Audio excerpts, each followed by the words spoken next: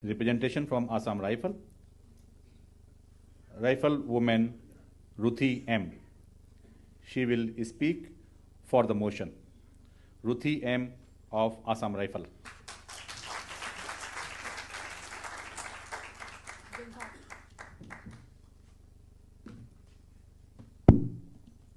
Equality, justice, and freedom for all is the 2023 Universal Declaration of Human Rights theme, which carries profound significance and encapsulates the core principles that the United Nations uphold in its principles to promote and protect human rights worldwide. Ladies and gentlemen, honorable educators, and members of the opposite team, I am Riflewoman Ruthi AR from Assam Rifles, and one with you all by motive to affirm the motion that human rights are independent of duties. Human rights are those rights which are inherent and intrinsic.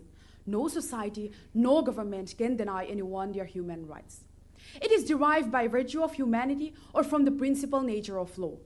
They are not created by any legislation, but they are based on elementary human needs. It is the rights that we have simply because we exist as humans and not granted by any state. By ensuring the inherent nature of human rights, we ensure a just and equitable society that respects the very dignity of our individual. One must be well aware that human rights have evolved back in the 6th century BCE. An evidence of it is the Cyrus cylinder, where the people had every rights and no duties. It was all based on natural rights, which evolved as part of the medieval period or the natural law tradition. To my fellow opponents who are confusing human rights and fundamental rights, let me tell you this.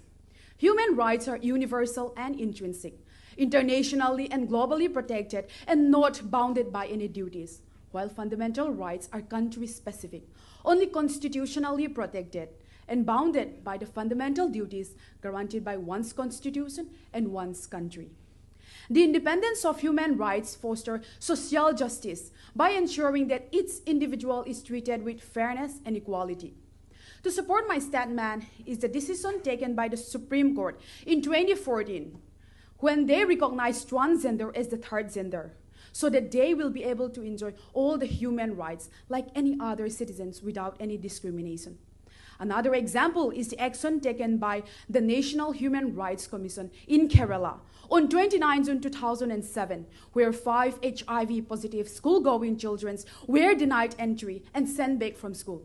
It was only with the quick action and corrective measures taken by the NHRC that the said students were readmitted in the said school, where they were able to continue enjoying their human rights, especially their rights to education. Connecting rights to duties may perpetuate inequality and create barriers of justice. The separation of rights and duties ensures that individuals are subjected to arbitrary conditions and coercion. It also hampers the individual's autonomy as it may infringe the independence to uphold the freedom of individual. For example, the rights to freedom of religion is absolutely independent of duties.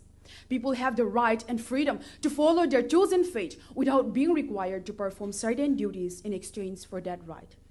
Independence from duties gives a person the ability and priority to compete with other powerful considerations such as national stability, national and global prosperity too. In addition to these rights, the United Nations also has its International Covenant on Economic, Social, and Cultural Rights and the International Covenant on Civil and Political Rights. The former focuses on issues like right to life, freedom of speech, religion, and voting. On the other hand, the latter focuses on food, education, healthcare, and living. But the Covenant proclaims these rights for all the people and prohibits discrimination of any kind. In the Annual Human Rights Theme 2023, it says, consolidating and sustaining human rights culture into the future, which is a very important reminder of the role that education and a teachers plays in upholding and protecting human rights. Education, yes, education. Not only education, but quality education have, and will always be a crucial tool in building the human rights culture. For when a person is truly educated, they tend to hold onto their freedom of thoughts with a grip tighter than before. It is when an individual could think freely without any bounds to duties that things such as wisdom and global prosperity exist.